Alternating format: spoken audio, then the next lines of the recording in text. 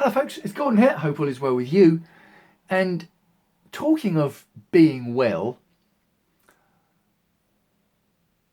I'm not a doctor, you might be surprised to hear, but I'm going to talk about the world of health and medicine quickly in this video, but I'm not a doctor.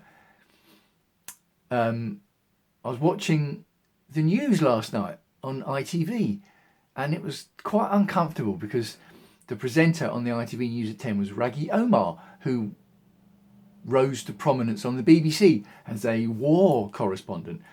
And he's now, I think he's international editor at ITV and does a lot of presenting. And he was presenting the news at 10 last night and he was clearly unwell. It was uncomfortable to watch. He was slurring his words, struggling to read the auto cue. And it did look like his left eye was drooping a bit or sagging a bit. Now, I've said I'm not a doctor many times and I'm going to say it, I've just said it again because I'm not. But I was thinking, is he having a stroke?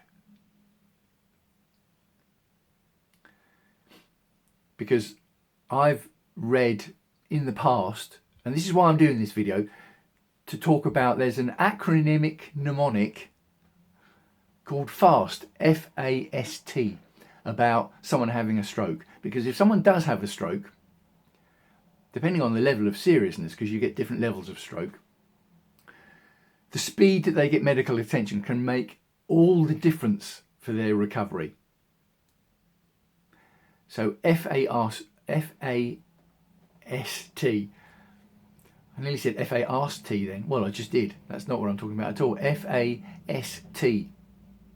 Now, is that an acronym or a mnemonic? I think it's both.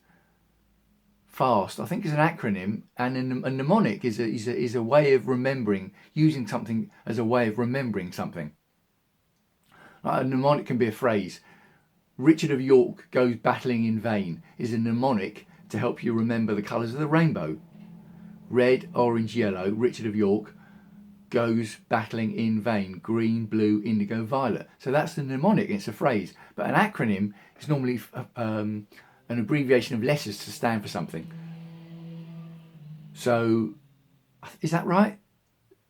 Things like sporting, mnemonic, NBA, National Basketball Association, NFL, they're acronyms, aren't they?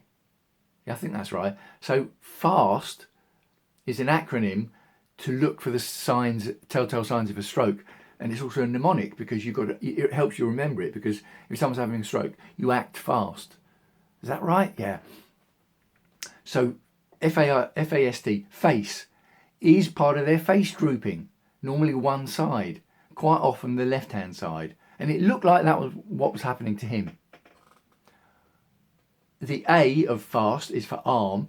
If you think someone might be having a stroke, if their face is dropping and their speech is slurred, which is the S, but they can't have it the other way around because it doesn't work for FAST. If someone is slurring their speech, having trouble to speak, that's the S of FAST. Now, if you see someone struggling to speak or slurring their words, and maybe one side of their face and body is drooping, that you go to the A of the FAST, which is you ask them to raise their arms. And if someone can't raise both their arms, or can raise one of them and is struggling to raise another, that's 3 symptoms that could give an indication that someone is having a stroke. And the T in FAST is time. Because as I said, the difference between getting someone medical attention if they're having a serious stroke, getting medical attention quickly or not quickly, can make all the difference. So time, call an ambulance. Don't be afraid to call an ambulance. That's what ambulance and the ambulance service is there for. So if you see someone with one side of their face and or body drooping, that they're struggling to speak, stumbling over their words or slurring their words, that they can't raise both of their arms, I've read online. Again, it's just my own personal experiences. Ask them to repeat ask them to repeat a phrase. Today is Saturday, or Saturday as I'm recording this message.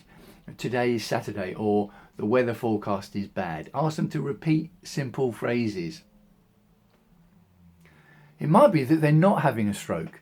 I get migraines. I've spoken about migraines that I get in the past, and I can get different levels of migraine. And normally a migraine of mine will start with my sight going on my right hand side. My peripheral vision goes, and then the vision will start to jump and blur.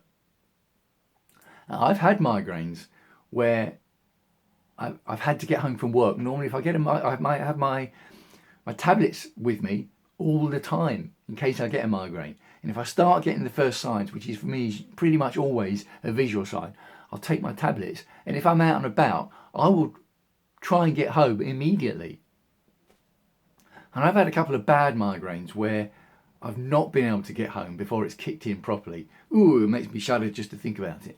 And in that situation, I can't see much. I certainly wouldn't be able to read an auto cue.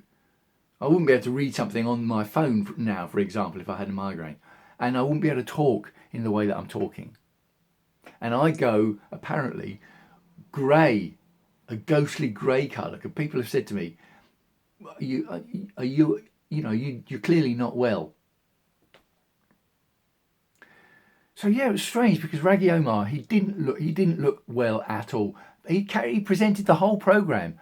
He was doing it again after ad breaks. And it was strange because people were asking, even on social media, people were saying, why have ITV not taken him off?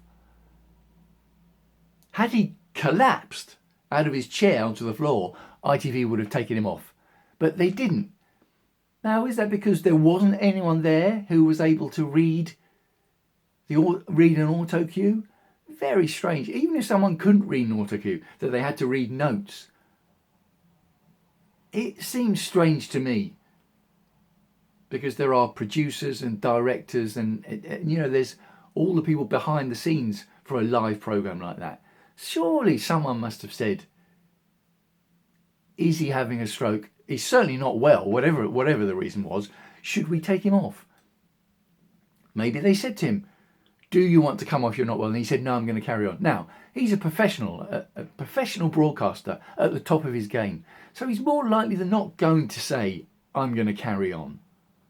In sport now, high level sport, they have independent doctors, not from the team, who will say to a player, no, you've got to come off, particularly with head concussions.